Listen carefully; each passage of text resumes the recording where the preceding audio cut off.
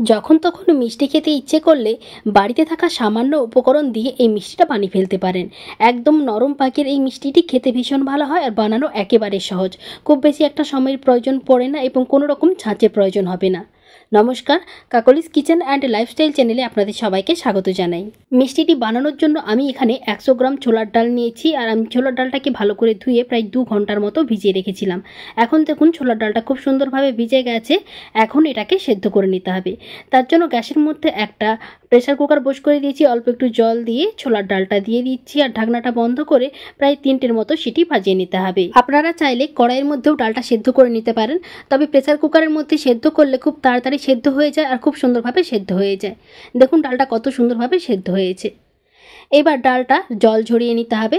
তার জন্য একটা বোলের মধ্যে ছাঁকুনি বসিয়ে দিয়েছি আর ডালটাকে ঢেলে দিচ্ছি। এক্সট্রা যে জলটা আছে এটাকে বাদ দিয়ে দিতে হবে। আর এই ডালটা একটা মিক্সির মধ্যে নিয়ে একটু অল্প করে জল দিয়ে একটা মসৃণ পেস্ট রেডি করে নিতে হবে। আপনারা চাইলে এটা শিলেও বেটে নিতে পারেন, তবে মিক্সির মধ্যে দিলে খুব সুন্দরভাবে বাটাটা হবে এবং খুব কম সময় লাগবে, কম পরিশ্রম লাগবে। দেখুন ডালটা আমি বেটে নিয়েছি। আর খুব বেশি জল এখানে দেওয়া যাবে না, মানে যতটা কম দেওয়া যায় ঠিক ততটা কম জল দিয়ে কিন্তু ডালটা পেস্ট করে নিতে হবে। এবার মিষ্টিটা রেডি করে নেব। তার জন্য কড়াইয়ের মধ্যে ডালের মিশ্রণটা দিয়ে দিচ্ছি আর দিয়ে দিচ্ছি একটা নারকেলের হাফ মালা নারকেল কুড়ে দিয়েছি। আপনারা চাইলে এখানে বাজারে কেনা নারকেল কুড়োটাও ব্যবহার করতে পারেন। আর দিয়ে দিচ্ছি 100 গ্রামের মতো চিনি, মানে যতটা ছোলার ডাল নিতে হবে ঠিক ততটাই চিনি নিতে হবে। আর এই সময় আপনারা চাইলে 2 চামচের মতো গুঁড়ো দুধ অ্যাড করতে পারেন। গুঁড়ো দুধ দিলে কিন্তু এই রেসিপিটি খেতে আরও বেশি ভালো লাগবে। আমি এখানে নারকেল গুঁড়ো একটু বেশি করে ব্যবহার করেছি, আপনারা চাইলে নারকেলের পরিমাপটা একটু কমিয়ে নিতে পারেন। এখন সব কিছু ভালো করে মিশিয়ে নিতে হবে আর চিনিটাকে ভালো করে গুলে নিতে হবে। দেখুন চিনিটা অনেকটা গলে গেছে। এই সময় গ্যাসের ফ্লেমটা লোতে করে দিতে হবে। লোতে করে অনবরত নাড়াচাড়া করে নিতে হবে যাতে অনেকটা শুকনো শুকনো হয়ে যায়।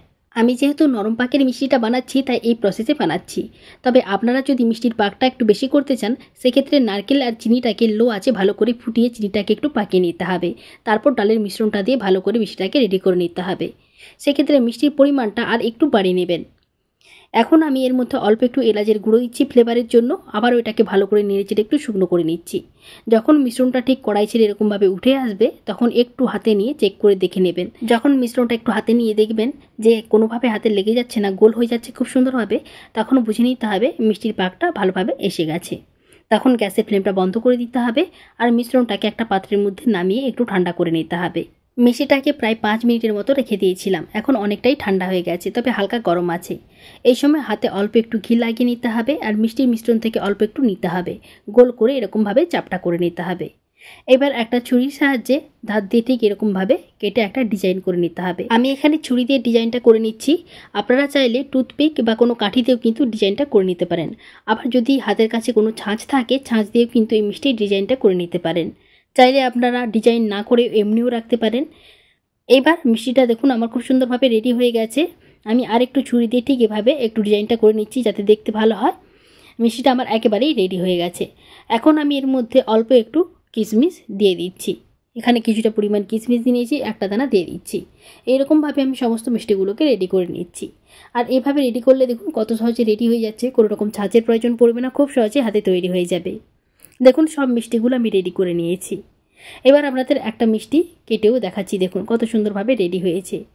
এইভাবে বাড়িতে থাকা সামান্য উপকরণ দিয়েই নরম পাকের এই মিষ্টিটা বাড়িতে একবার বানিয়ে দেখতে পারেন, খেতে ভীষণ ভালো লাগে। আজকের মতো ভিডিওটি আমি এখানে শেষ করছি। ভিডিওটি ভালো লাগলে আমার পাশে থাকার অনুরোধ রইল। বাড়িতে বানিয়ে থাকলে কেমন লাগলো কমেন্ট করে জানাতে একেবারেই ভুলবেন না। সবাই ভালো থাকবেন, ধন্যবাদ।